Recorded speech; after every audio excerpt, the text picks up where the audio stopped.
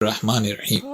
آج ہم سے یہ سوال پوچھا جاتا ہے کہ شیعہ تراویح کیوں نہیں پڑھتے؟ اس سوال کا جواب جاننے کے لیے سب سے پہلے ہمیں یہ دیکھنا ہوگا کہ اس سلسلے میں پیغمبر اکرم صلی اللہ علیہ وآلہ وسلم اور اہل بیت علیہ السلام کا کیا موقف ہے، کیونکہ ہم فقط پیغمبر اکرم اور اہل بیت رسول علیہ السلام کے اتباع کے پابند ہیں۔ تراویح کہتے کسے ہیں؟ آج کی عام اصطلاح میں ماہ رمضان المبارک کی راتوں میں نوافل کو جماعت سے ادا کرنا تراویح کہلاتا ہے۔ شیعہ تراویح اس لیے نہیں پڑھتے کیونکہ زمانے رسول میں ایسی کسی نماز کا کوئی تصور موجود نہیں ہے۔ رسول اللہ نے اپنی حیات طیبہ میں کبھی نوافل کو جماعت سے ادا نہیں کیا اور یہ شیعہ سنی کتابوں میں موجود ہے۔ لیکن یہ واضح رہے کہ نوافل ہوں، مستحب نمازیں ہیں، اسے آپ قیام اللیل کہیں، تہجد کی نماز ہے، ان سب کا فرادہ پڑھنا اور بالخصوص ماہ رمضان المبارک میں پڑھنا انتہائی فضیلت ہے اور ثواب رکھتا ہے، اور اس میں تعداد کی بھی کوئی قید نہیں ہے، جس کی جتنی استطاعت ہو اتنا وہ ادا کر سکتا ہے۔ اہل بیت رسول نے تو رمضان المبارک میں 100 رکعت تک نوافل پڑھنے کی روایت ان سے موجود ہے کہ جس کو 30 دنوں میں تقسیم کر کے پڑھا جاتا ہے۔ مگر یہ یاد رہے کہ انہی نوافل کو جماعت سے پڑھنا بدعت ہے۔ بدعت کہتے کسے ہیں؟ بدعت کی تعریف ہے ادخال ما لیس من الدین فی الدین، جو چیز دین میں نہیں ہے اسے دین میں داخل کرنا بدعت کہلاتا ہے۔ یہ بات بھی جاننا ضروری ہے کہ بدعت کا تعلق عصر جدید کی نئی ایجادات اور اس کے تقاضوں سے قطعاً نہیں ہے، بلکہ بدعت سے مراد دین اور شریعت میں ایسی بات شامل کرنا ہے جو دین اور شریعت کا جز نہ ہو۔ دین سے متعلق ہر وہ عمل جو زمانے رسول صلی اللہ علیہ وآلہ وسلم میں نہیں تھا، بعد میں اسے ایجاد کر کے دین میں شامل کر لیا گیا تو وہ بدعت کہلائے گا، اور نماز کا معاملہ تو خاص دینی معاملہ ہے۔ آج میں پہلے مکتب اہل بیت کی کتابوں کے حوالے یہاں پہ دینا چاہتا ہوں۔ مستدرک الوسائل میں ملا حسین نوری نے امام جعفر صادق علیہ السلام کا قول نقل کیا کہ امام صادق علیہ السلام ارشاد فرماتے ہیں کہ میرے جد رسول اللہ صلی اللہ علیہ وآلہ وسلم نے ارشاد فرمایا کہ اے لوگوں، نوافل کو رمضان اور غیر رمضان میں جماعت سے ادا نہ کرو۔ بہار الانوار میں علامہ مجلسی نے امام صادق علیہ السلام کا قول نقل کیا کہ امام نے ارشاد فرمایا کہ رمضان کے دن کا روزہ واجب ہے اور رمضان کی رات میں نوافل کو جماعت سے پڑھنا بدعت ہے۔ امام علیہ السلام نے ارشاد فرمایا کہ میرے جد رسول اللہ صلی اللہ علیہ وآلہ وسلم نے کبھی نوافل کی جماعت نہیں کرائی۔ مولا علی علیہ السلام نے اپنی ظاہری خلافت میں خطبہ دیتے ہوئے ارشاد فرمایا، الکافی کی 8ویں جلد میں یہ خطبہ موجود ہے۔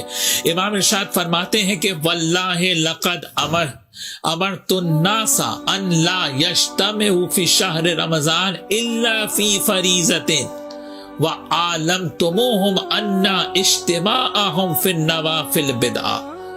مولا علی نے فرمایا کہ یاد رکھو کہ نماز واجب کے علاوہ کسی مستحب نماز کو جماعت سے ادا نہیں کیا جائے گا، اور نوافل کو جماعت سے ادا کرنا بدعت ہے۔ مولا علی علیہ السلام نے جو حق بات تھی سیرت رسول کے مطابق وہ لوگوں کو بتا دی۔ کیا باب مدینۃ العلم سے زیادہ بھی کوئی سیرت رسول اور سنت رسول کو جانتا تھا؟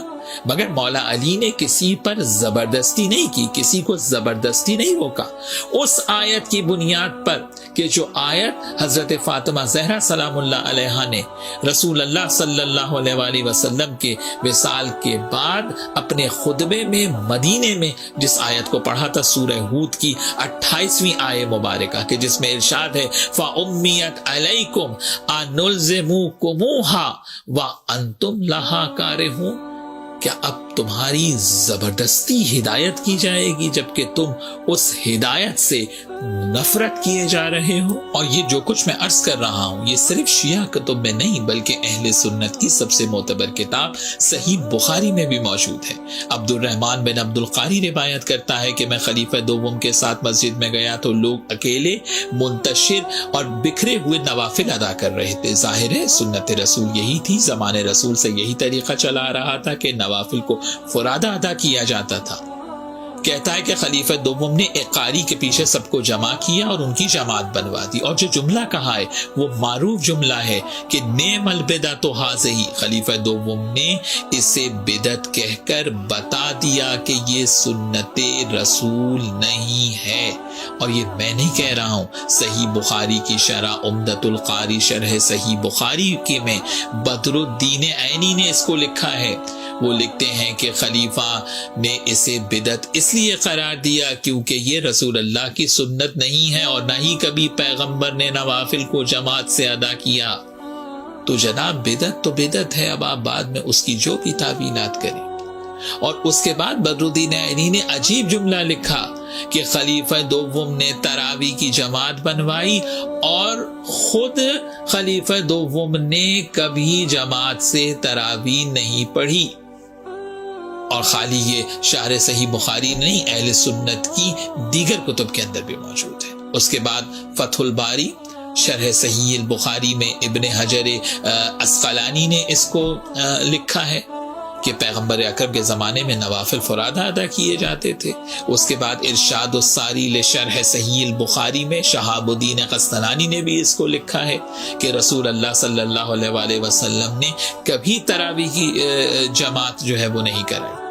اور صحیح مسلم میں بھی خلیفہ دوم کی روایت موجود ہے، اور اس روایت کے ذیل میں امام نووی لکھتے ہیں کہ محدثین کی یہ رائے ہے کہ نوافل کا گھر میں فرادہ انجام دینا افضل ہے۔